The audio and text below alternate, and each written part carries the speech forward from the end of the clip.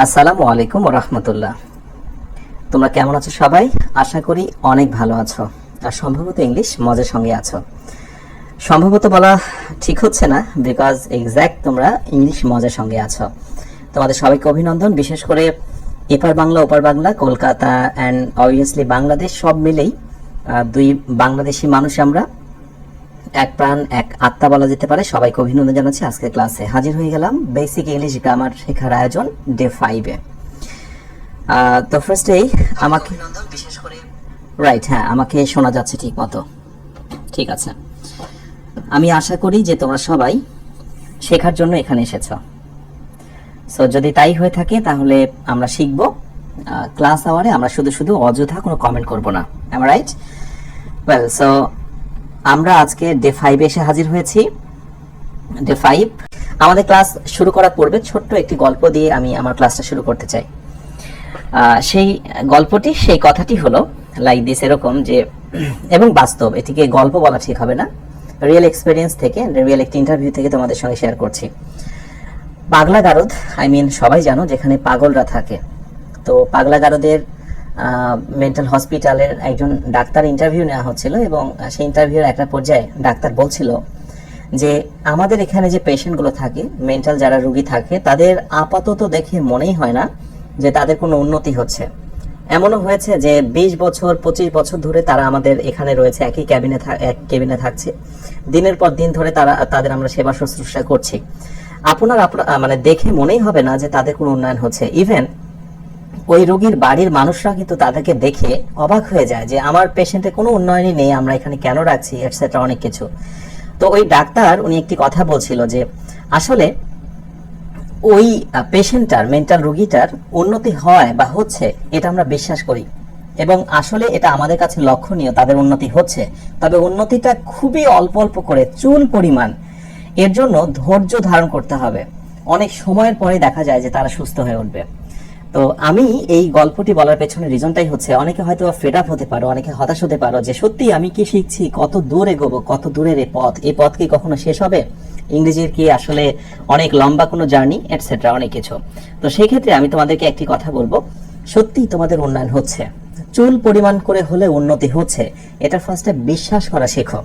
বিশ্বাস করা শেখো যে তোমার উন্নতি হচ্ছে। তুমি লেগে থাকো আত্মবিশ্বাসের সঙ্গে, দেখবে একটা সময় তোমার কাছে অনেক অনেক মজার সঞ্চয়, তোমার সঞ্চয় অনেক মজার কিছু থাকবে। তো আশা করি তোমরা সেই আত্মপ্রত্যয় এগিয়ে চলবে এবং নিয়মিত ক্লাসগুলো করবে। ওয়েল, সো আমরা ক্লাসটাতে চলে যাচ্ছি। রাইট, সো আমরা আজকে ক্লাসটি শুরু করছি। বেসিক ইংলিশ গ্রামারের ডে 5-এ আমরা রিভিউ করব যে ডে 4-এ আমরা বেসিক্যালি কি কি শিখেছিলাম। লাইক আমি যদি বলি, গতদিনে কিন্তু আমরা অ্যাসার্টিভ সেন্টেন্স এবং ইন্টারোগেটিভ শিখেছিলাম। সো অ্যাসার্টিভ এবং ইন্টারোগেটিভটা আমরা একটু রিভিউ করার চেষ্টা করি যে আসলে তোমাদের এটা এক্সাক্ট মনে আছে কিনা। আমি আর একটু বড় করছি। অ্যাসার্টিভ হচ্ছে একেবারে সাদামাঠা বর্ণনামূলক একটি বাক্য, যেটা শেষটা হয়েছিল কি দ্বারা, মনে করে দেখো, ফুল স্টপ দ্বারা। আমার কিন্তু ক্লাসের বৈশিষ্ট্য হচ্ছে আমি নতুন ক্লাস শুরু করার পূর্বে কিছু জিনিস, কিছু স্মৃতি আমি মনে করে দেওয়ার চেষ্টা করব। রাইট। ইন্টারোগেটিভ অবভিয়াসলি শেষে ছিল একটি কোয়েশ্চেন মার্ক। ফাইন। সো দেখি তোমাদের কতটুকু মনে আছে। আমি যদি একটা কোয়েশ্চেন করি যে what brand is your phone, এরকম একটি কোয়েশ্চেন করলাম যে তোমার ফোন কি ব্র্যান্ডের। এখানে প্রশ্নটা কিন্তু হুইচ দিয়ে করা যাবে না, হোয়াট দিয়ে, যে তোমার ফোন কি ব্র্যান্ডের, তুমি কোন ব্র্যান্ডের ফোন ইউজ করছো, Samsung, Nokia, etcetera. So what আমি আন্ডারলাইন করছি, এন্ড হোয়াট আন্ডারলাইন করে তোমাদেরকে জিজ্ঞাসা করছি, অপশন এ, এই হোয়াটটাকে কি বলতে পারি, এটা কি আমরা ইন্টারোগেটিভ প্রোনাউন? তোমরা একটু অপশনে কমেন্টে চলে যাও এবং আনসার করার চেষ্টা করো।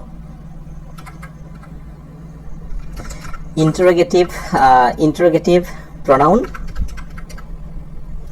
অপশন বি, এটি কি অ্যাডজেক্টিভ? অপশন সি, এটি কি নাউন? নাকি অপশন ডি, নান, মানে কোনোটি নয়? একটু ঝটপট আনসার করে দেখি। এখানে হোয়াটটাকে আমি কি বলতে পারি, কতদিন আমি কি শিখিয়েছিলাম? What brand is your phone? দ্রুত একটু আনসার করে দাও। আমি তোমাদের একটু কমেন্ট চাচ্ছিলাম যে what brand is your phone, এইটাকে আমরা কি বলতে পারি? হোয়াটটাকে ইন্টারোগেটিভ প্রোনাউন।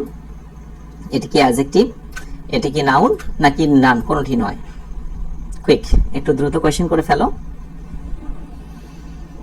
আচ্ছা, বইয়ের দাম কত, বই কিভাবে পাওয়া যাবে, কেউ কেউ কমেন্ট করছো, ওটা নিয়ে পরে সব শেষে আমি তোমাদের কমেন্টে আনসার দিই। 5 মিনিটস থাকে সবার শেষে। Thank you very much. অনেকে আনসার করেছো, অনেকে ভুলও করেছো দেখছি। রাইট উত্তর হচ্ছে বি নাম্বার, অ্যাডজেক্টিভ। ওকে, কেন অ্যাডজেক্টিভ আমি একটু সলিউশন দিয়ে দিই শর্টকাট। সেটি হলো, আমরা এরকম একটি সূত্র বলেছিলাম যে অ্যাডজেক্টিভের পরের শব্দটি কি থাকে, নাউন থাকে। অ্যাডজেক্টিভের পরের শব্দটি কি থাকে, নাউন থাকে। একটু খেয়াল করে দেখো, ব্র্যান্ড এটি কোম্পানির নাম, এটি হচ্ছে নাউন। নাউনের আগে যে শব্দটি বসেছে তাকে আমরা কি বলতে পারি, অ্যাডজেক্টিভ বলতে পারি। বাট এখানে একটি প্রশ্ন আছে। প্রশ্নটা হলো, গত দিনে কিন্তু আমি যখন অপশনগুলো দিয়েছিলাম সেখানে কিন্তু ইন্টারোগেটিভ প্রোনাউন আমি অপশনটা রেখেছিলাম না। আজকে রাইট উত্তর কিন্তু এখানে দুইটাই। হোয়াট দিয়ে প্রশ্ন করা হয়েছে, প্রশ্ন হলে সেটা ইন্টারোগেটিভ প্রোনাউন, খুবই সিম্পল ওয়েতে এটা ইন্টারোগেটিভ প্রোনাউন। আর যেহেতু নাউনের আগে বসেছে তাহলে সেদিক থেকে হচ্ছে অ্যাডজেক্টিভ। সুতরাং আজকে রাইট উত্তর হচ্ছে দুইটা, এ এবং বি। আমি দুইটাই রাইট নিচ্ছি। যারা যেটাই দিয়েছো আমি রাইট নিচ্ছি, তবে তাদেরটা আমি বেশি নিতাম যারা দুইটা রাইট আনসার এখানে উল্লেখ করতে। ঠিক আছে? সো ব্র্যান্ড হচ্ছে নাউন, নাউন আগে অ্যাডজেক্টিভ, আর এটা যেহেতু প্রশ্নবোধক সো সেই দিক থেকে ইন্টারোগেটিভ প্রোনাউন। বোথ আর কারেক্ট। যদিও এরকম আমি অপশন দেইনি যে এ প্লাস বি এরকম। তাহলে এই হলো বিষয়। গত দিনের আলোচনা থেকে আমরা একটু ফ্ল্যাশ ব্যাক করলাম, একটু রিভিউ করলাম যে কার কেমন মনে আছে। ঠিক আছে, হ্যাঁ, এখন কমেন্ট করা বাদ দিয়ে দিতে হবে। এখন আমরা আজকের ক্লাসটি শুরু করি। তো লেটস সি, আমাদের নরমালি যাদের বইটি আছে, নিট বই, বইটি খুলে ফেলো। এই বই থেকে আমরা চলে যাচ্ছি আমাদের আজকের আলোচ্য বিষয়। একটু জুম করলাম, বড় করছি, and then sentence. Right, kinds of sentence, সেন্টেন্সের প্রকার নিয়ে কথা হয়েছে। 5 প্রকার সেন্টেন্সের আমরা অ্যাসার্টিভ শেষ করেছি, এরপরে ইন্টারোগেটিভ শেষ করেছি, এন্ড আজকে আমরা শুরু করব assertive, interrogative, imperative. Right, so ইম্পারেটিভটাকে আমি একটু আন্ডারলাইন করছি বা রেড কালার করছি, সো তোমরা একটু রেড কালার করে নাও। ইম্পারেটিভ, যার বাংলা অর্থ আদেশমূলক। ইম্পারেটিভ বাংলা অর্থ আদেশমূলক। জেনে নাও, মেনে নাও। এর স্ট্রাকচার দেখো, স্পেশালি স্ট্রাকচার মানে কি বলেছিলাম, একটা গঠন, একটা শেপ। এই শেপে, এই গঠনে যা যা পড়বে তাদের সবাইকে আমরা বলবো ইম্পারেটিভ। খুবই সিম্পল। ওকে, সো ফার্স্টে কি দ্বারা শুরু হবে, ভার্ব দ্বারা শুরু হবে। তো এখন যারা একেবারে বিগিনার লেভেলে আছো তারা কিন্তু এটাও বোঝো না ভার্ব আবার কি। ভার্ব মানে কি জানো, ওই যে প্রতিদিন 20টা করে মুখস্থ করতে বলেছিলাম, মনে আছে? 20টা 40টা কিন্তু মুখস্থ হয়ে যাওয়ার কথা 200টার ভিতরে। আমি কিন্তু তোমাদের কনজুগেশন অফ ভার্ব নিট বই থেকে পড়া দিয়েছিলাম। ওই ভার্বগুলোর কোনো একটা থাকতে পারে, তারপরে বাকি অংশ, তারপরে লাস্টে কি থাকবে, ফুল স্টপ থাকবে। ডান। অথবা স্ট্রাকচার 2 তে বলা হচ্ছে আর একটা প্যাটার্নে ইম্পারেটিভ হতে পারে, সেটা হচ্ছে শুরুতে আপনি প্লিজ বা কাইন্ডলি বললেন, এরপরে ভার্ব। একটু লক্ষ্য করে দেখো, এখানে ছিল শুরুতে ভার্ব, আর এখানে হলো প্লিজ বা কাইন্ডলি পরে ভার্ব, এবং সবার শেষে ফুল স্টপ। স্ট্রাকচার 3, স্ট্রাকচার 3 তে এসে শুরুতে হয়তো বা ডোন্ট বা ডু নট থাকতে পারে, অথবা নেভার থাকতে পারে, এরপরে আবার ভার্ব থেকে বাকি অংশ। তার মানে একটা বিষয় লক্ষ্য করে দেখেছো, প্রত্যেকটা ক্ষেত্রেই কিন্তু শুরুতে একটা করে ভার্বই থাকছে হিসাবে। তুমি যদি এইগুলোকে বাদ দিয়ে দাও তাহলে দেখো শুরুতে কিন্তু বেসিক্যালি ভার্ব দ্বারা শুরু হচ্ছে। এই জন্য বলা হয় যে কোনো বাক্যের শুরুতে যখনই তুমি কোনো ভার্ব দেখতে পাবে তার নাম বলে দেবে ইম্পারেটিভ। এটার সঙ্গে আরেকটি স্ট্রাকচার তোমরা অ্যাড করতে পারো, সেটা হচ্ছে লেট দ্বারা। যেমন এরকম হতে পারে, লেট মি হতে পারে, অথবা লেট আস হতে পারে। এরকম বাক্য কিন্তু তোমরা দেখেছো, পাশে একটু নোট করে রাখো। যেমন লেট মি সে, অথবা লেট আস গো দেয়ার। রাইট, সো এরকম বাক্য যদি হয় তার নাম ইম্পারেটিভ। বুঝতে হবে না, আমি যা বলছি শুধু সেটা মনে রাখো। ওকে, ইম্পারেটিভ। ঠিক আছে, এই হলো ইম্পারেটিভ। তাহলে আমরা স্ট্রাকচার কিন্তু বুঝে ফেলেছি যে ইম্পারেটিভ কাকে বলে। রাইট, আমরা এবার এক্সাম্পল দেখি, উদাহরণ দেখি যে আসলে এক্সাম্পলে এসে ইম্পারেটিভ সেরকম হচ্ছে কিনা। গেট আউট, বের হয়ে যাও। দেখো তো এটা ভার্ব দ্বারা শুরু কিনা, ভার্ব দ্বারা শুরু কিনা। গেট আউট, বের হয়ে যাও, ভার্ব দ্বারা শুরু। সুতরাং বাক্যটি ইম্পারেটিভ। আচ্ছা, এবার বলো তো এই বাক্যটা তোমাকে দিয়ে কেউ যদি জিজ্ঞাসা করে যে গেট আউট, এটা কি অ্যাসার্টিভ, এটা কি ইন্টারোগেটিভ না ইম্পারেটিভ, তাহলে তুমি কি বলবে? অবশ্যই এটাকে তুমি ইম্পারেটিভ বলবে। গুড। আচ্ছা, এটা অ্যাসার্টিভ নয়। কেন বলো তো অ্যাসার্টিভ নয়? কারণ এর শুরুতে কোনো সাবজেক্ট নাই। ওকে, আচ্ছা, এটা ইন্টারোগেটিভ নয়। বলো তো কেন ইন্টারোগেটিভ নয়? কারণ শেষে প্রশ্নবোধক চিহ্ন নাই। আচ্ছা, এটা ইম্পারেটিভ। কেন বলো তো ইম্পারেটিভ? কারণ এটা শুরুতে ভার্ব আছে। ক্লিয়ার? আচ্ছা, এবার নেক্সটে আসো। B serious in your activities, তোমার কর্মকাণ্ডে সতর্ক হও। বি সিরিয়াস, সতর্ক হও কোনো বিষয়ে তুমি অ্যালার্ট হও, সতর্ক হও। তো দেখো তো এটা ভার্ব দ্বারা শুরু কিনা। যারা জানো না তাদের সুবিধার্থে একটু আমি বলে দিই, বি এবং এর পরে যদি কোথাও কোনো অ্যাডজেক্টিভ লাগাও, যেমন সিরিয়াস, এটি মারাত্মক, এটি কিন্তু একটি অ্যাডজেক্টিভ। সুতরাং অ্যাডজেক্টিভের আগে যখন তুমি একটা বি লাগাবে তখন কিন্তু সেটা ভার্ব হয়ে যাবে। ওকে, যেমন আমি যদি গুডের কথা বলি, গুডের আগে তুমি যদি একটা বি দাও তাহলে কি হয়ে গেল জানো? বি গুড, ভালো হও। রাইট। সো অ্যাডজেক্টিভের আগে বেসিক্যালি বি থাকলে সেটা কিন্তু ভার্ব হয়ে যায়। ব্যতিক্রম দু একটা থাকতে পারে, সেটা অন্য কথা, বাট আমি যেটা বোঝাতে চাচ্ছিলাম শুরুতে ভার্ব রয়েছে, অতএব এটার নাম কি হবে? ইম্পারেটিভ হবে। ডান। এবার আসো, প্লিজ শাট দ্য ডোর, দয়া করে দরজাটি বন্ধ করো। দেখো তো প্লিজ আছে কিনা? আছে। সুতরাং প্লিজ থাকলেই সেটার নাম হয়ে যাবে ইম্পারেটিভ। এবং আরেকটু পরের দিকে তাকাও, ভার্ব। ভার্ব কোনটা? এই যে শাট। শাট মানে বন্ধ করা, কোনো কিছু বন্ধ করা, খাওয়া, নেওয়া, কোনো অ্যাক্টিভিটি, কাজ, কর্ম, সেটাই তো ভার্ব, তাই না? সো প্লিজ, এই হলো প্লিজ, তারপরে ভার্ব, এই হলো ভার্ব। সো অবভিয়াসলি এই সেন্টেন্সটাকে আমরা কি বলবো? অবভিয়াসলি ইম্পারেটিভ বলবো। এখন প্লিজ না থেকে এখানে কি থাকতে পারে? কাইন্ডলি থাকতে পারে। সুতরাং কোনো বাক্যে প্লিজ বা কাইন্ডলি থাকলেই তার নাম কি বলবো? ইম্পারেটিভ বলবো। ক্লিয়ার? I hope clear. নেক্সটে আসো, ডোন্ট বা নেভার। এই যে ডু নট বা ডোন্ট যেটাই বলো, অথবা কি আছে দেখো, নেভার আছে তো। সো ডোন্ট বা নেভার থাকা মানেই সেটির নাম ইম্পারেটিভ। আর তুমি যদি বাংলা বুঝতে চাও, বাংলাতে কিন্তু ওই রকমই অর্থ হবে যে গেট আউট, বের হয়ে যাও। এটা আদেশ হতে পারে, উপদেশ হতে পারে, নিষেধ হতে পারে। Right? Do not, close your eyes, চোখ বন্ধ করো না, এটা কিন্তু নিষেধ। নেভার সে ইট এগেন, এটা আর কখনোই বলো না, এটাও নিষেধ, আদেশ, এরকম, তাই না? সো ইম্পারেটিভ মানেই আদেশ, উপদেশ, অনুরোধ, যেটাকে আমরা সহজ কথায় এক কথায় বলতে পারি আদেশমূলক। ক্লিয়ার? আচ্ছা, এবার একটা মজার বিষয় ইতিমধ্যে গেস করে ফেলেছো যে প্রত্যেকটা বাক্য, এগুলো কিন্তু বাক্য, এগুলো কিন্তু সেন্টেন্স, প্রত্যেকটা সেন্টেন্সে কিন্তু একটা জিনিস নেই। কি জিনিস নেই বলো তো? সাবজেক্ট নেই। সাবজেক্ট নেই। So without subject, without subject যে জিনিসটা গঠিত হয় তার নাম হচ্ছে ইম্পারেটিভ। তাহলে ইম্পারেটিভ সাবজেক্ট ছাড়া যে সেন্টেন্সগুলো গঠিত হয় সবগুলোর নাম হচ্ছে ইম্পারেটিভ। তার মানে অ্যাসার্টিভে সাবজেক্ট আছে, ইন্টারোগেটিভে সাবজেক্ট আছে, শুধু ইম্পারেটিভে নেই। আবার অপটেটিভে সাবজেক্ট তুমি পাবে, এক্সক্লেমেটরি তো সাবজেক্ট পাবে, শুধুমাত্র ইম্পারেটিভে কোনো সাবজেক্ট থাকে না। বাট এখানে একটা বিষয় বলে রাখা দরকার, সাবজেক্ট উল্লেখ নাই এটা ঠিক আছে, বাট এর ভেতরে কিন্তু একটা সাবজেক্ট লুকোনো আছে। সেই বিষয়টা নিয়ে এবার আমি কথা বলবো। যেমন গেট আউট, বের হয়ে যাও। তুমি জানো এখানে আসলে কাকে বলা হচ্ছে বের হয়ে যাও? তুমি বের হয়ে যাও। তার মানে আসলে বাক্যটা এরকম, ইউ গেট আউট। তাহলে এখান থেকে বুঝে নিলাম যে ইম্পারেটিভ সেন্টেন্সে সাবজেক্ট উল্লেখ থাকে না, কিন্তু একটা সাবজেক্ট গোপনে মনে মনে ধরে নিতে হবে, সেটি হচ্ছে ইউ। ভালো করে বুঝে নাও, সেটি হচ্ছে ইউ। ওকে, আবার পরে বাক্যটায় B serious in your activities, তোমার কর্মকাণ্ডে তুমি সতর্ক হও। লক্ষ্য করে দেখো ইউর আছে না, সেটাও একটা ব্যাপার, সেটা দেখে বুঝতে পারবে। অথবা শুরুতে ভার্ব আছে, এটি ইম্পারেটিভ। আর তার মানে এই বাক্যটা বেসিক্যালি এরকম ছিল যে you be serious in your activities. তার মানে এখান থেকে প্রমাণিত যে এখানে কিন্তু একটা ইউ লুকোনো আছে। মোদ্দা কথা হলো যে যত ইম্পারেটিভ সেন্টেন্স আছে, যতই সেখানে সাবজেক্ট না থাকুক, কিন্তু কেউ যদি জিজ্ঞাসা করে যেখানে কি সাবজেক্ট লুকোনো আছে, এরপরে তুমি অবশ্যই বলবে ওখানে একটা ইউ আছে। যেমন আমি যদি বলি যে হেল্প মি, লাইক আমি বললাম হেল্প মি। আচ্ছা, আমি তোমাকে যদি বলি যে বলো তো বাক্যটা কি অ্যাসার্টিভ, ইন্টারোগেটিভ না ইম্পারেটিভ, তো আমার মনে হয় এবার তুমি বুঝে ফেলেছো এটার নাম ইম্পারেটিভ। কেন ইম্পারেটিভ? কারণ এটা শুরুতে ভার্ব আছে। ওকে, ডান। এবার আমি যদি বলি এইটা একটা সেন্টেন্স, এটা একটা সেন্টেন্স, তাহলে এইটার সাবজেক্ট কোথায়? কেউ কি বলতে পারবে? আসলে এটা যেটা সাবজেক্ট লুকোনো আছে সেটা কি বলতো? ইউ হেল্প মি, তুমি আমাকে সাহায্য করো। তার মানে যত ইম্পারেটিভ বাক্য পৃথিবীতে আছে সবগুলোর ভিতরে একটা সাবজেক্ট লুকোনো থাকে এবং সেটি হলো ইউ। বেসিক আমাদের স্ট্রং হয়ে গেল। ক্লিয়ার? যত পৃথিবীতে ইম্পারেটিভ সেন্টেন্স আছে সবগুলোর একটা কমন সাবজেক্ট, সেটি হলো ইউ। ইউটা কিন্তু উল্লেখ করা থাকে না। যদি কোনো ইম্পারেটিভ সেন্টেন্সে, ভালো করে বুঝে নাও, ইউ দেওয়া যায় বা তুমি যদি দাও, তাহলে ইংরেজিতে এটা একটা ভুল হয়ে যায়।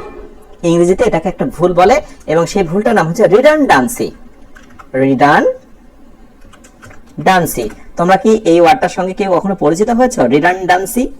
রিডান্ডেন্সি মানে হলো পুনরাবৃত্তি, মানে কোনো একটি কথা ডাবল করে বলা, ডাবল বা রিপিট করে বলা। আমি এইটাকে একটু তোমাদের এই কাজ করে দিচ্ছি, তোমরা পাশে একটু নোট করে রাখো। রিডান্ডেন্সি মানে হলো ডাবল, মানে একটা কথা দুইবার বলা, না বললেও চলতো, ডাবল করে বলছি। এটাকে বাহুল্য দোষ বলা যেতে পারে, গুরুচাণ্ডালী দোষ বলা যেতে পারে, এটসেট্রা। যেমন আমার কিন্তু নিট বইয়ে আলোচনাটা আছে, আমরা অ্যাডভান্স লেভেলে যে আলোচনা করব। এখন বিষয় হলো যে এরকম কথা কি আমরা অনেক সময় বলি না, অনেক সময় এরকম কিন্তু বলি যে ক্যাচ ধরো, আমরা বলি না এই বলটা ক্যাচ ধরো। আচ্ছা, ক্যাচ মানেই তো ধরা, আবার কেন বলবো ধরো ধরো? তুমি ভাবা একবার, বলি কিনা? সো এই যে ক্যাচ ধরো, রিডান্ডেন্সির সমস্যা। আবার দেখবে অনেক সময় ক্লাসে টিচাররা বলে থাকে রিডিং পড়, রিডিং পড়। আচ্ছা, রিডিং আবার কি পড়বে? রিডিং মানেই তো পড়া। সো এরকম আমরা ভুলগুলো করি। সো রিডিং পড়ো এটা আমরা বলতে পারি না। আপনি গাড়িটা ব্যাক সাইড করেন, ব্যাক মানেই তো সাইড, আবার সাইড কেন? এরকম হরহামেশা আমরা অনেক কথা বলি। তুই আমার থেকে টাকা নিয়েছিস, টাকাটা রিটার্ন ব্যাক দিবি। তো রিটার্ন মানে তো ফেরত দেওয়ার, ব্যাক কেন? সো এই টাইপের কথাগুলোর নাম হচ্ছে রিডান্ডেন্সি প্রবলেম। আর ইম্পারেটিভের ক্ষেত্রে আমরা যখনই সাবজেক্ট ইউ দিয়ে দেব তার নাম হচ্ছে রিডান্ডেন্সি। ক্লিয়ার? সো মোটামুটি রিডান্ডেন্সি সম্পর্কে একটা ধারণা পেলে যে অনেক রকমের রিডান্ডেন্সি বা দ্বিরুক্তি সমস্যা হতে পারে, তার এটা একটি প্রমাণ। Let's see. এখন আসো, অজানা কথার ভেতরে আমি কয়েকটি গুরুত্বপূর্ণ তথ্য দিয়েছি। এই অজানা কথায় তোমরা একটু আন্ডারলাইন করো, রেড করে নাও। নাম্বার 1, ইম্পারেটিভ সেন্টেন্সের শুরুতে সর্বদাই সাবজেক্ট ইউ উজ্জ্ব থাকে। এটা কিন্তু বুঝে গেছো, অনেক কথা বললাম এই নিয়ে। ইম্পারেটিভ সেন্টেন্সের শুরুতে ইউ উজ্জ্ব থাকে, ডান। নাম্বার 2 তে এসে, যদি কোনো সেন্টেন্সে, যদি কোনো বাক্যে শুরুতে থাকে ভার্ব এবং তারপরে থাকে ইউ। আচ্ছা, আমি তোমাকে যদি বলি, আচ্ছা বলো তো ভার্ব দ্বারা শুরু হলে বাক্যটার নাম কি? তাহলে আমি জানি তুমি কিন্তু এবারে একেবারে কনফিডেন্সের সঙ্গে বলবে যে এটার নাম ইম্পারেটিভ। এটার নাম কি? ইম্পারেটিভ। কেননা তুমি একটু আগে যে স্ট্রাকচার দেখেছো, ভার্ব দিয়ে শুরু হলে তার নাম কি? Imperative, right? সো এখন তোমাকে যদি বলা হয় যে বলো তো যে থ্যাংক ইউ, এটা কি অ্যাসার্টিভ, ইন্টারোগেটিভ না ইম্পারেটিভ? তো তুমি কি বলে ফেলবে? ইম্পারেটিভ। কেন? কারণ এটা ভার্ব দ্বারা শুরু। কিন্তু ইংরেজি তো আসলে ওইরকম সহজ না যে যা শিখলে ওই সমান্তরাল ওয়েতে সবকিছু চলবে, এরকম না। মাঝে মাঝে কিন্তু একটু বাঁকা ওয়েতে তোমাকে শিখতে হবে, বাঁকা ওয়ে গুলো ফলো করতে হবে। যেমন ভার্বের পরে যদি অবজেক্টে তুমি কখনো ইউ দেখো, তাহলে এই বাক্যটার নাম হয়ে যাবে অ্যাসার্টিভ। একটু মনে করে রাখো বা মেনে নাও, এটার নাম হচ্ছে অ্যাসার্টিভ। ভার্বের পরে যদি কখনো ইউ বসে তার নাম অ্যাসার্টিভ।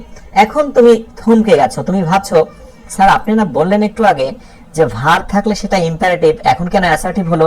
ওকে ফাইন, ডান।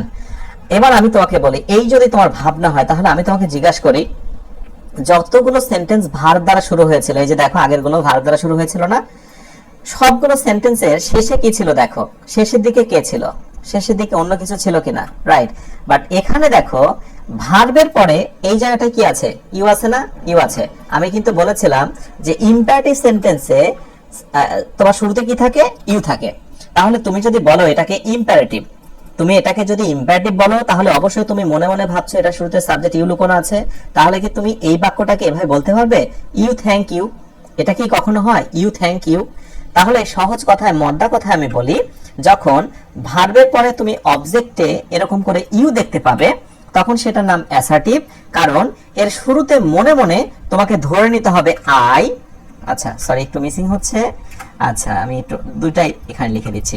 সো এটা শুরুতে তোমাকে মনে মনে ধরে নিতে হবে আই লুকোনো আছে অথবা উই লুকোনো আছে। মানে বাক্যটা বেসিক্যালি কিন্তু এরকম যে আই থ্যাংক ইউ, আমি তোমাকে ধন্যবাদ দিচ্ছি বা আমরা তোমাকে ধন্যবাদ দিচ্ছি। আবার আরেকটা বাক্য খেয়াল করো, wish you best of luck. তো wish you best of luck এইটাই বিভিন্ন প্রতিযোগিতামূলক পরীক্ষাতে আসে। তো ধরো wish you best of luck, আমি এটাকে একটু অন্য কালার করলাম, এন্ড দেন তোমাকে অপশন দেওয়া হচ্ছে যে বলো তো এটার নাম কি? অ্যাসার্টিভ, এন্ড এটার নাম হচ্ছে ইম্পারেটিভ। ইম্পারেটিভ ধরো এই দুইটা অপশন দেওয়া হলো। দেখো বেসিক না জানলে, ইংরেজির শুরুর দিকের বিষয়টা না জানলে তুমি কি ধরনের ভুলগুলো করতে পারো সেটা একটু দেখে নাও। যেমন এই কোশ্চেনটা দিয়ে তোমাকে জিজ্ঞাসা করা হলো wish you best of luck, এটা কি অ্যাসার্টিভ নাকি এটা ইম্পারেটিভ? তো তুমি একেবারেই খুব কনফিডেন্সের সঙ্গে বলছো যে এটার নাম ইম্পারেটিভ। কেন ইম্পারেটিভ? এটা শুরুতে ভার্ব হয়েছে এবং রফিক স্যার বলেছে যে ভার্ব যদি কোথাও থাকে, কোনো কথা নেই, তার নাম হয়ে যাবে ইম্পারেটিভ। না, তোমাকে এখানে মাথায় রাখতে হবে ভার্বের পরে যদি কোথাও ইউ থাকে, ভার্বের পরে যদি কোথাও ইউ থাকে তার নাম হচ্ছে অ্যাসার্টিভ, সেটার নাম অ্যাসার্টিভ, রাইট? একটু ভালো করে বুঝে নাও, বিকজ এইটা শুরুতে তো তুমি কোনোভাবে ইউ দিতে পারছো না। ইউ দিতে পারবে? যদি ইউ দিতে পারতে এবং ইউ দিয়ে যদি বাংলা অর্থটা রাইট হতো তাহলে আমি তাকে ইম্পারেটিভ বলতাম। এভাবে বলতে পারো you wish you best of luck? না, বরং আমি এটা বলতে পারি যে আই অথবা we wish you best of luck. ঠিক আছে, সুতরাং শর্টকাটে এবার আসি অনেক কথা না বলে। যদি ভার্বের পরে অবজেক্টে ইউ থাকে তার নাম অ্যাসার্টিভ। আর নিচে দেখো একটা কথা বলা হয়েছে, ভার্বের পরে যদি ইউ ব্যতীত অন্য কোনো অবজেক্ট থাকে, ভার্বের পরে ইউ ব্যতীত অন্য কোনো অবজেক্ট থাকে, যেমন ইউ নাই কিন্তু দেখো আগেটা কি ছিল থ্যাংক ইউ, কিন্তু এবার কি আছে দেখো থ্যাংক দেম। এবার উইশ হার, আগেটা কি ছিল উইশ ইউ। তাহলে ভার্বের পরে যখন ইউ না থেকে অন্য কিছু থাকে, দেম, হার, মি এটসেট্রা, তখন কিন্তু তার নাম হয়ে যাবে ইম্পারেটিভ। ক্লিয়ার? সুতরাং ভার্ব থাকলেই সব সময় ইম্পারেটিভ হয় না, কখনো কখনো অ্যাসার্টিভও হতে পারে, আবার ইম্পারেটিভও হতে পারে। সেটা ডিপেন্ড করবে শেষে কি আসলে ভার্বের পরে ইউ আছে নাকি ইউ ব্যতীত অন্য কিছু আছে। ক্লিয়ার? প্রতিযোগিতামূলক পরীক্ষাতে এটা প্রচুর আসে, খুবই সিম্পল বিষয়, একেবারে প্রথম দিক থেকেই আমরা এই ভুলটা করে ফেলি, শিখে ফেলার প্রবলেম হয় না। তাহলে ইম্পারেটিভের বিষয়টা আই হোপ তোমরা ক্লিয়ার হয়েছে। এবার অপটেটিভ নিয়ে আমরা একটু কথা বলি। Optative, right? সো অপটেটিভের বাংলা অর্থ দাঁড়ায় শুভকামনা। অপটেটিভ মানে হলো শুভকামনা। এই বাক্যটার স্ট্রাকচার হলো এটা শুরুতে থাকবে মে অথবা লং, যদিও পূর্বে জেনেছো। এরপরে সিম্পলি একটি অ্যাসার্টিভ বাক্য, যেমন দেখো may you be happy in your life. May you be happy in your life, দেখো শুরুতে কি বসালাম? মে বসালাম। ঠিক আছে, তাহলে মে যদি কোনো বাক্যের শুরুতে বসে তার নাম কি বলবে? অপটেটিভ। কঠিন কিন্তু কিছুই না। আচ্ছা, এবার পরেরটা আসো। মে বসেছে, may I get the chance again, আমি যদি চান্সটি আবার পুনরায় পেতাম। দেখো দেখো শুভকামনা হয়েছে না? শুভকামনা হয়েছে। এখন এখানে একটা বিষয় আছে, যেমন আমরা কিন্তু এরকম বাক্য অনেক সময় বলে থাকি, যেমন may I may come in, may I come in, আমি কি ভেতরে আসতে পারি? তাহলে মে আই কাম ইনের ক্ষেত্রে লাস্টে কি আমি এখানে ডট ডট রাখলাম, এখানে কি আমি এবার ফুল স্টপ দেব? একটা বেসিক বিষয়, রাইট? নাকি এখানে আমি কোয়েশ্চেন মার্ক দেব? So may I come in, এটার পরে লাস্টে কি আমি ফুল স্টপ দেব নাকি কোয়েশ্চেন মার্ক দেব? তোমাদের মতে কি মনে হচ্ছে তোমরা আমাকে একটু কমেন্টে জানাও তো দেখি। কুইক আমাকে একটু কমেন্টে জানাও যে মে আই কাম ইন এটার পরে আসলে আমি কি দেব। অথচ দেখো এখানে মে এর পরে কিন্তু আমি ফুল স্টপ দিয়েছিলাম, বাট এখানে আমি কি দেব বলো দেখি। কুইক কুইক জানাও একটু আমাকে।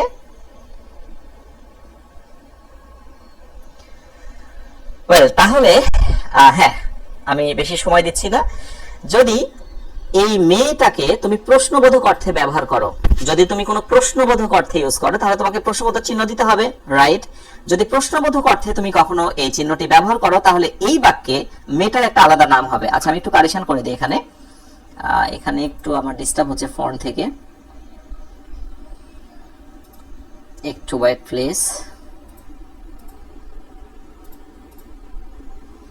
আচ্ছা, তাহলে যেটা বোঝাচ্ছিলাম যে মেয়ে থাকার পর যদি লাস্টে আমরা একটি প্রশ্নবোধক চিহ্ন দিয়ে দিই তাহলে এই মেয়ে এটার নাম হচ্ছে মডেল ভার্ব। এই মেয়ে এটার নাম হলো মডেল ভার্ব। মডেল ভার্ব বা মডেল অক্সিলারি ভার্ব বলা যেতে পারে। এইখানে একটু ভালো করে বুঝে নাও, খুব ইম্পর্টেন্ট একটি তথ্য। ওকে, ডান। আর এই যে আগের বাক্যগুলোতে may you be happy in your life, may you be happy in your life. এবার আমি যদি বলি যে এইখানে যে আমি মেয়েটা লিখলাম সেই মেয়েটার নাম কি বলতো? দেখো লাস্টে কিন্তু আমি কি দিয়েছি? প্রশ্নবোধক চিহ্ন দিয়ে আমি দিয়েছি ফুল স্টপ। সুতরাং এই জায়গাটা মেয়ের নাম হয়ে যাবে অ্যাডভার্ব। সো খুবই একটি মারাত্মক বিষয় যে মেয়ে আমরা অনেকেই জেনেছি অনেকে, বা অনেকে ভবিষ্যতে জানবো যে can, could, may, might, shall, should এগুলোর নাম হচ্ছে মডেল ভার্ব। বাট আজকে দেখলাম যদি সেটা অপটেটিভ সেন্টেন্সে ব্যবহার হয় তাহলে তার নাম হচ্ছে অ্যাডভার্ব। ভালো করে বুঝে নাও। আর যদি মে দিয়ে শেষে কোনোভাবে ফুল স্টপ ইউজ করা হয় তার নাম হচ্ছে মডেল ভার্ব। ক্লিয়ার? খুবই সিম্পল একটি আলোচনা, কিন্তু এই বিষয়গুলো তোমাকে ভবিষ্যতে ডিস্টার্ব করবে। জানতাম না, আজকে জানলাম, মেনে নিলাম। ক্লিয়ার? আচ্ছা, এবার আসো এক্সক্লেমেটরি সেন্টেন্সে আমরা প্রবেশ করি। একেবারে ফ্যান্টাস্টিক একটি বিষয়, যার একটি অনুপম চিহ্ন বলবো এই চিহ্নটা, রাইট? এই চিহ্নটা দেখলে আমরা বলে দেব তার নাম হলো এক্সক্লেমেটরি সেন্টেন্স। এক্সক্লেমেটরি সেন্টেন্সের স্ট্রাকচার কিন্তু অনেকগুলো, ঠিক আছে? বাট অনেকে আমরা কিন্তু সবগুলোই জানি না। যেমন বেশি বেশি জেনে যেটা অভ্যস্ত সেটি হলো এই তিনটা আমরা বেশি বেশি দেখে অভ্যস্ত, সেই জন্য আমি এটাকে একটু অ্যাজ ইউজুয়াল কালার দিলাম, লাইক, রাইট? আর আমি বলবো যে 4 এবং 5টা একটু ব্যতিক্রম, লাইক এটাকে আমি একটু অন্য কালার দিলাম, রাইট? সো দেখা যাক ব্যাপারটা কি দাঁড়াচ্ছে। হুররা, ঠিক আছে? সো হুররা দিলাম, ওকে, এবং পরবর্তীতে সিম্পল ওয়েতে একটি বাক্য দিয়ে দেব, okay? So hurrah, I have got my lost phone, আমি আমার হারিয়ে যাওয়া ফোনটি ফেরত পেয়েছি। অনেক সময় তোমাকে জিজ্ঞাসা করতে পারে যে আচ্ছা বলো তো এই বাক্যটা কি অ্যাসার্টিভ, ইন্টারোগেটিভ, অবজেক্টিভ নাকি এক্সক্লেমেটরি? কি বলবে? এক্সক্লেমেটরি। কেন বলবে? ওয়েল, চিহ্ন রয়েছে এবং খুব সিম্পল ওয়েতে বোঝানো যাচ্ছে যেটি আসলে বিস্ময়, আমি আমার হারানো ফোনটি ফেরত পেয়েছি। ওকে, ডান। এবারে যদি সেটা দুঃখ হয়, অ্যালাস মানে হায় আমার কি হলো, ফাই মানে হলো সি, হুশ মানে হলো চুপ, চুপ করো, রাইট? সো এইসব জায়গাগুলোতে তুমি দেখে বুঝে সেই জায়গা তুমি এটা ব্যবহার করবে। অনেক সময় এই সিম্পল একটা টেস্ট আসতে পারে, যেমন এরকম, fill in the gap, you are so bad, you are so bad। Option A তে বলা হলো অ্যালাস, অপশন বি তে বলা হলো ফাই, অপশন সি তে বলা হলো হুশ। দেখো কোশ্চেনটা খুবই সহজ, এন্ড দেন এখানে একটা চিহ্ন দেওয়াই থাকবে, রাইট? সো এখানে বলা হলো ইউ আর সো ব্যাড। এবার বলো তোমরা এখানে কোথায় কি বসাবে, একটু কমেন্টে চলে যাও এন্ড দেন দ্রুত তোমরা একটু আনসারটা দিয়ে দাও। টেস্টে এসে এই জায়গাটা তুমি কি বসাতে পারো, তোমাকে কিন্তু অর্থ ভালো করে বুঝতে হবে যে আসলে এটা কি হাসি, কান্না, বেদনা, নাকি লজ্জার বিষয়, এটসেট্রা। আনন্দ বোঝালে হুররা, দুঃখ বোঝালে অ্যালাস, একেবারে সি নোংরামি কাজ, তোমার দ্বারা এটা কখনো হওয়ার কথা না, এমন ক্ষেত্রে ফাই। আর হুশ মানে চুপ, এখন চারদিকে যা চলছে তুমি নীরবতা পালন করো, হুশ মানে চুপ। হ্যাঁ, রাইট। এই যে অনেকে উত্তর দেওয়া শুরু করেছে, এই যে দেখো তোমরা নিজেরা দেখো কি পরিমাণে ভুলগুলো করছে। সো এখানে তোমাদেরকে বলে দিই, fie, you are so bad, এখানে রাইট হতে হবে ফাই, মানে হচ্ছে সি তুমি এত খারাপ। অ্যালাস, আসলে এটা দুঃখ নয়, একজন মানুষ খারাপ এটা দুঃখ হতে পারে না। দুঃখ হচ্ছে যে কোনো একেবারে শকিং নিউজ, যে alas your father is no more, অথবা অ্যালাস আই এম আনডান, আমার পোড়া কপাল, রাইট? এরকম ক্ষেত্রে অ্যালাস ইউজ করতে হয়। সো রাইট উত্তর হচ্ছে ফাই। এক্সপ্রেশন না বুঝলে একটা ছোট জিনিসও বড় সমস্যা হয়ে যেতে পারে। ওকে, ডান। এইবার স্ট্রাকচার 2 তে আসো। স্ট্রাকচার 2, হোয়াট এর পরে আমরা এ বা এন দিয়ে বাক্য গঠন করতে পারি। এই যে দেখো, what a nice yarn it is. যারা জানতে না একটু জেনে রাখো, ইয়ার্ন মানে হলো গল্প, স্টোরি, সেই স্টোরি গল্প। So what a nice, what a beautiful yarn it is, what দিয়ে একটু খেয়াল করে দেখো। এবং এখানে একটা মজার বিষয় বলে দিই, হোয়াট যেখানে থাকবে এক্সক্লেমেটরি সেন্টেন্সে আর্টিকেল তোমাকে ব্যবহার করতেই হবে। সো এই নোটটা পাশে একটু সুন্দর করে নোট করে নাও। সেটি হলো, যদি কোথাও হোয়াট ইউজ করা হয় এরপরে অবশ্য আর্টিকেল সাধারণত এ অথবা এন হবে, ডট ডট লাস্টে হবে কোয়েশ্চেন মার্ক, সরি কি বলে, এক্সক্লেমেশন মার্ক। আর যদি কোথাও হাউ ইউজ করা হয়, হাউ এর পরে হবে ক্রস, হাউ এর পরে হবে ক্রস। আমি এইভাবে ডট ডট দিয়ে দিচ্ছি এবং সবার শেষে এই চিহ্নটা দিয়ে দিচ্ছি, রাইট? সো এই দুটা স্ট্রাকচার তুমি জেনে রাখলে অন্য একটা জায়গায় তুমি হেল্প পাবে। আমি তোমাকে বলবো জাস্ট তুমি নোট করে নাও, কোনো বাক্য যদি এক্সক্লেমেটরি বাক্য হোয়াট দ্বারা শুরু হয়, রাইট? সো হোয়াট এর পরে তোমাকে আর্টিকেল এ বা এন ইউজ করতে হবে, আর হাউ দ্বারা শুরু হলে তোমার ঝামেলা শেষ, সেখানে একটা ক্রস দিতে হবে।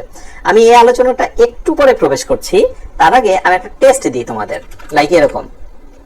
টেস্টটা হচ্ছে এরকম, ধরো এরকম বললো যে what dot dot method it is, right?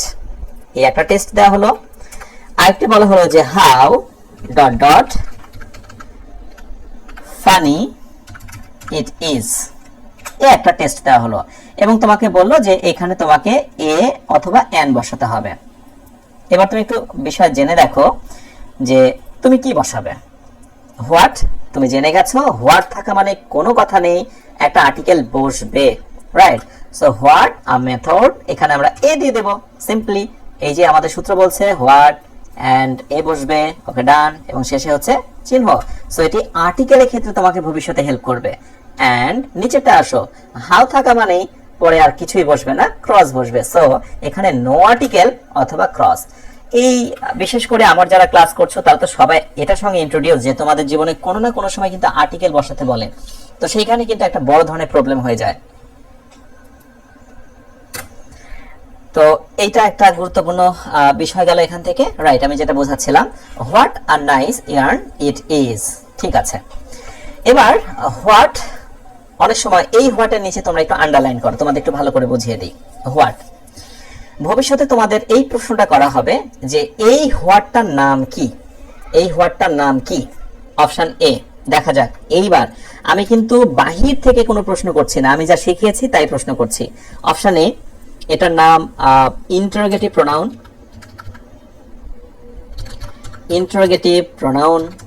দেখা যাক এবার কিন্তু হাড্ডাহাড্ডি লড়াই হবে, ঠিক আছে, ভালো করে নোট করবা। এটার নাম কি ইন্টারোগেটিভ প্রোনাউন। অপশন বি, এটার নাম কি অ্যাডজেক্টিভ। অপশন সি, এটার নাম হচ্ছে adverb. Option A B C D, ডিতে হচ্ছে এ প্লাস বি। আমি এইটার কোশ্চেনের জন্য তোমাদের একটু সময় দেব, দেখা যাক যে তোমরা বাস্তবে কেমন পারছো। দ্রুত দ্রুত দ্রুত, কুইক। আমি যা শেখাচ্ছি তার ভিতর থেকে এই কোশ্চেনটা আমি একটু শুরুতে লিখে দিলাম, এমসিকিউ, মাল্টিপল চয়েস কোশ্চেন। ভবিষ্যতে যে প্রশ্নগুলো আসবে তোমাদের জীবনে ফেস করতে হবে, আসলে এর বাইরে কিছুই না। এই যে কমেন্ট করা তোমরা শুরু করে দিয়েছো, এটি কি ইন্টারোগেটিভ প্রোনাউন, এটি কি অ্যাডজেক্টিভ, এটি কি অ্যাডভার্ব, এটি হচ্ছে এ প্লাস বি। দেখা যাক দেখা যাক। দেখো তোমরা নিজেরাও দেখো, যারা ভিউয়ার্স রয়েছে কে কি কমেন্ট করছে, এর ভিতরে কত ভুল করে সেটাই তোমরা একটু দেখো। এবং মনে রাখো, this is called basic, this is called basic. ওকে,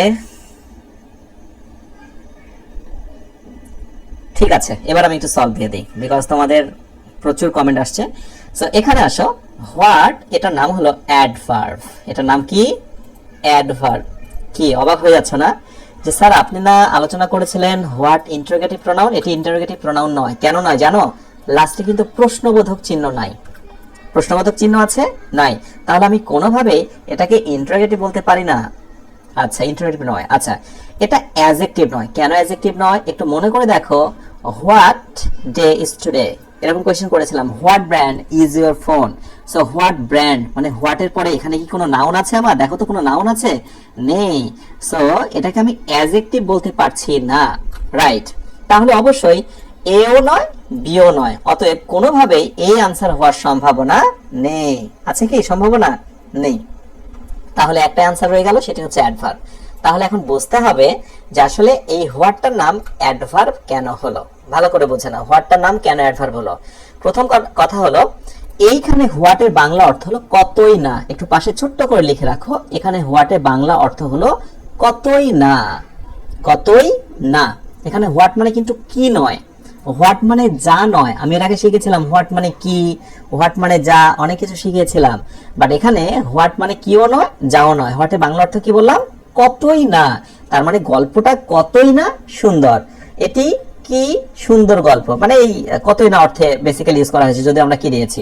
এবার আসো আমরা প্রুভ করব যে এখানে হোয়াটটা আসলে অ্যাডভার্ব কেন হলো। গণিতের মতো করে আমরা প্রুভ করি। এই বাক্যটাকে যদি আমরা অ্যাসার্টিভ বানাই তাহলে কেমন হবে জানো? It is a very nice, it is a very nice yarn, it is a very nice yarn. আচ্ছা, একটু আমার ডিভাইস থেকে সমস্যা, আমাকে একটু সময় দাও। ওকে, সো একটু প্রবলেম দিয়েছে এখান থেকে। ওকে, ঠিক আছে।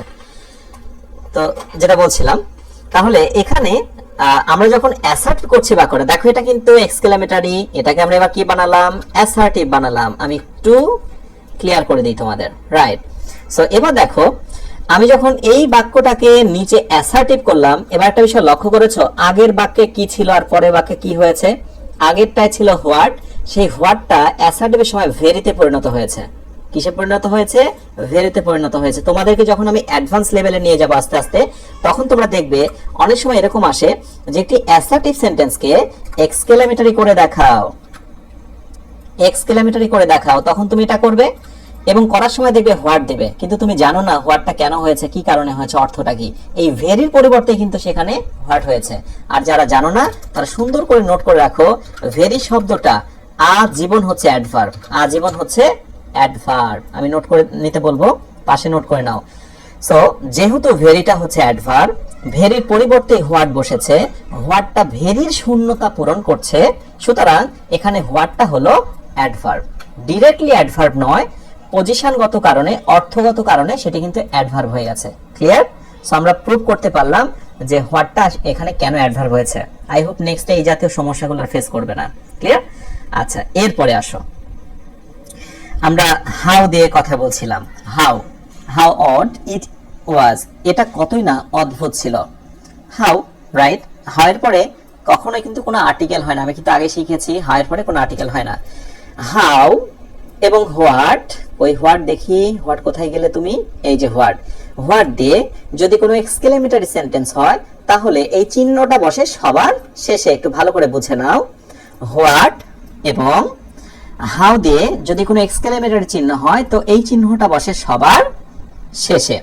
বাট যদি এই শব্দগুলো দ্বারা কোনো এক্সক্লেমেটরি সেন্টেন্স হয় তাহলে শুধুমাত্র ওই শব্দটার পরে বসে।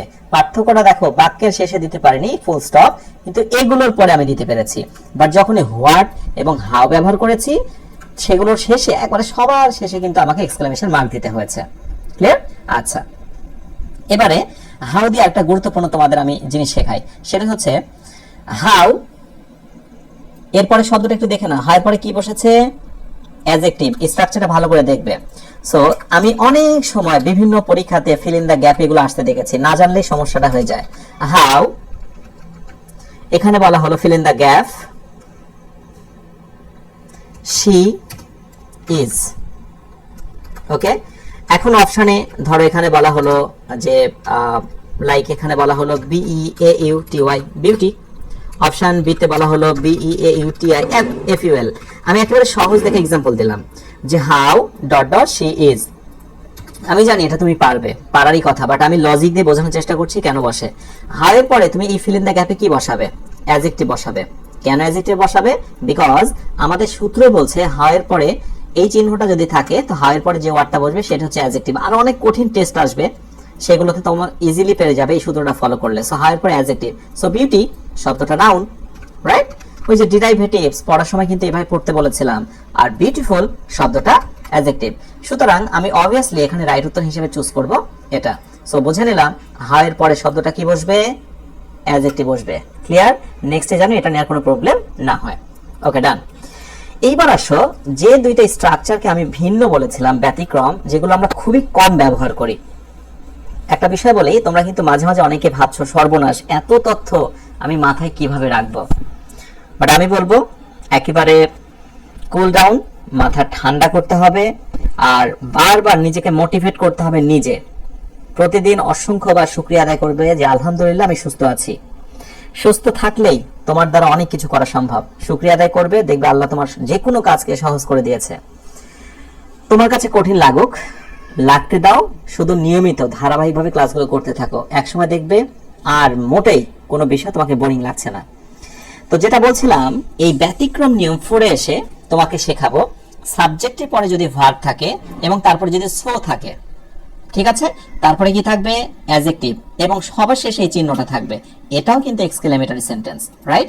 আমি এই দুইটা এখান থেকে কপি করে নিলাম, আমার বোঝাতে সুবিধা হবে। অনেক কিছু লিখে ফেলেছি তো সেই জন্য আমি বলবো যে রাইট, আমি এখানে লিখে দিচ্ছি,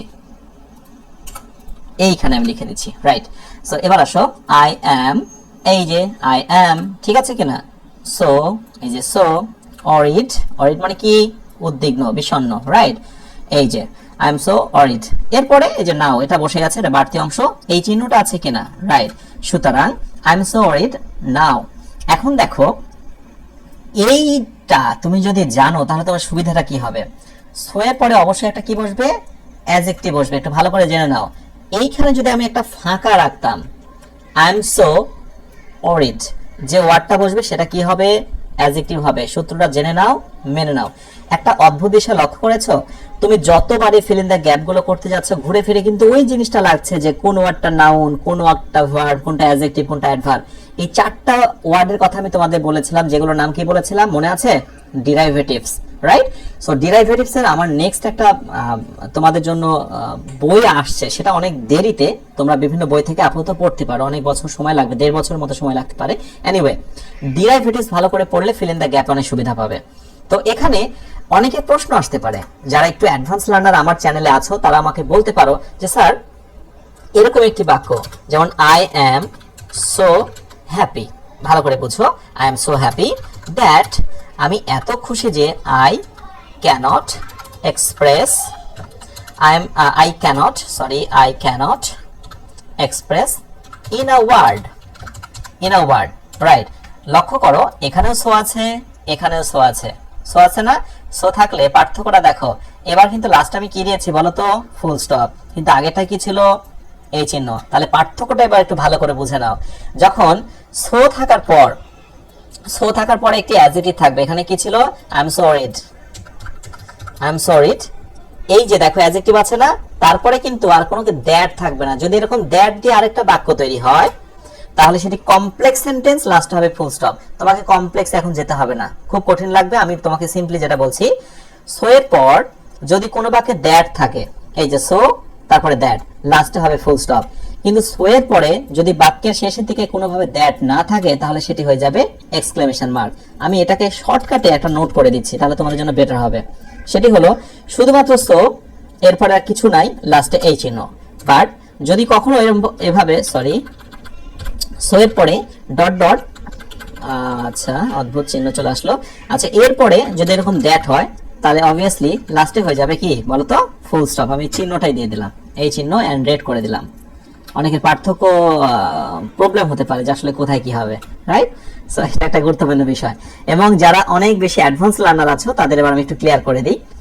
এইখানে আমরা যে সোটাকে ইউজ করছি, সেই সোটার নাম কি? সেই সোয়ের নাম হলো অ্যাডভার্ব। সেই সোয়ের নাম হলো অ্যাডভার্ব। তো এখানে অ্যাডভার্ব লিখে রাখো, আর পরে আমি এগুলো ক্লিয়ার করবো যে আসলে কেন অ্যাডভার্ব হয়েছে। জাস্ট লিখে রাখো, এত বুঝতে হবে না, কারণ আমি যদি এত বুঝাই তোমার কাছে অনেক কঠিন লাগা শুরু হবে। সো সিম্পলি তুমি জেনে রাখো, এটা হচ্ছে সো, যেটা হচ্ছে অনেকটা ভেরির মতো, ঠিক আছে? এইখানে এটাকে আমরা বলবো অ্যাডভার্ব। বাট এই যে বাক্যতে সো আছে না, এটার নাম হলো কনজাংশন। এই বাক্যে এটার নাম হলো কনজাংশন। আচ্ছা, আমি একটু দেখি, আমি চেক করি ঠিক মতো শোনা যাচ্ছে কিনা, বিকজ আচ্ছা ডিভাইসে একটু প্রবলেম হয়েছিল, রাইট? হ্যাঁ, শোনা যাচ্ছে। ওকে, সো অদ্ভুত একটা বিষয় দেখে নিলে যে এই সো এর নাম কি হলো? অ্যাডভার্ব হলো। আবার ওই একই সো যদি এখানে দ্যাট থাকে, তো সেই সো এর নাম হলো কনজাংশন, রাইট? সো এটার নাম হলো কনজাংশন, বিকজ দুইটা সেন্টেন্সকে যুক্ত করছে। সেটা নিয়ে পরে কথা বলা যাবে। ওকে, তাহলে সো থাকলেই শেষে আমরা এই চিহ্ন দিতে পারবো না, দেখতে হবে যে কি আছে, রাইট? আশা করি ক্লিয়ার হয়েছে। এন্ড নেক্সট 5 নাম্বার হলো এই স্ট্রাকচারটা, সাবজেক্টের পরে ভার্ব, তারপর সাজ আ, অ্যাডজেক্টিভ, তারপর হচ্ছে নাউন। ওয়েল, স্ট্রাকচারটা ফলো করো। He is such a kind person, such a kind person। এরপরে এই যে স্ট্রাকচারটা একটু ফলো করো সিম্পলি। ওকে, তারপরে আর্টিকেল বসে গেল প্রয়োজন বোধে। এখন কোথায় আর্টিকেল এ বা এন বসে সেগুলো নিয়ে বৃহৎ কথা বলবো আমরা আর্টিকেলের ক্লাসে। স্টে কানেক্টেড, ওটা নিয়ে সমস্যা নেই, ওটা নিয়ে কথা বলবো। এন্ড তারপরে হচ্ছে কি অ্যাডজেক্টিভ, এন্ড সবশেষে কি হবে? এই যে রাইট, একটা নাউন বসবে। ক্লিয়ার? আশা করি বুঝে ফেলেছো যে এক্সক্লেমেটরি সেন্টেন্স জিনিসটা খুবই সহজ মনে হলেও অনেক রহস্যে ভরপুর। আর আমাদের সমস্যা কি জানো? আমরা ক্লাসে যখন পড়ি বা আমাদের কোনো টিচার যখন আমাদের ক্লাসে শেখায়, তখন কিন্তু সিম্পলি এইটুকু বলেই ছেড়ে দেয়। কোনটুকু জানো? চলো আমরা দেখি যে অ্যাজ ইউজুয়াল আমরা কোনটুকু শিখে শিখে অভ্যস্ত হয়েছি আর এখন এসে ধাক্কা খাচ্ছি। একেবারে এই কথাটা বলে ছেড়ে দেয়। এমনকি এটাও বলে যে এই চিহ্ন দেখবে যেখানে, এক্সক্লেমেটর নাম দেবে সেখানে, ঝামেলা শেষ। আর আরেকটু অ্যাডভান্স হলে সর্বোচ্চ এই পর্যায়ে আসে। ঠিক আছে? এর ভিতরে যে আরো কত রহস্য লুকানো ছিল, এইগুলোর নাম যে অ্যাডভার্ব হয়ে গেল কেন হলো, এগুলো যদি আমাদের জীবনের শুরুতেই বলতো, তাহলে আজকে এসে কিন্তু বিষয়গুলো অনেকটা ইজিয়েস্ট হয়ে যেত।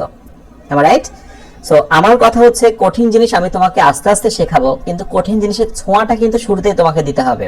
জীবনের প্রাককালে তুমি যদি কষ্ট নামের জিনিসটা সহ্য করা না শেখো, না দেখো, ইন ফিউচারে হঠাৎ করে দেখলে কিন্তু তুমি অনেক বেশি ভয় পেয়ে যাবে। আর আমরা ইংলিশটাকে এই কারণে ভয় করি, আমরা ইংলিশটাকে খুব সহজ মনে করে শুরু করি হয়তো অনেকে, কিন্তু এসে দেখি না, জীবন বাস্তবতার সঙ্গে একেবারে মেলে না। আমি তোমাদের সঙ্গে আছি, ইংলিশের যত গভীরতম জিনিসগুলো রয়েছে, I will try my level best to find out that and solve that easily in a easy way.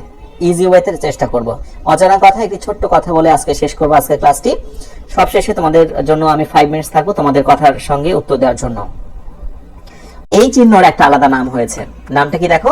Factorial operation. Factorial operation just মুখস্থ রাখতে হবে যে এই চিহ্নটা অন্য জায়গাতে রয়েছে। সো টুডেজ হিয়ার শেষ করব। আসসালামু আলাইকুম ওয়া রাহমাতুল্লাহ।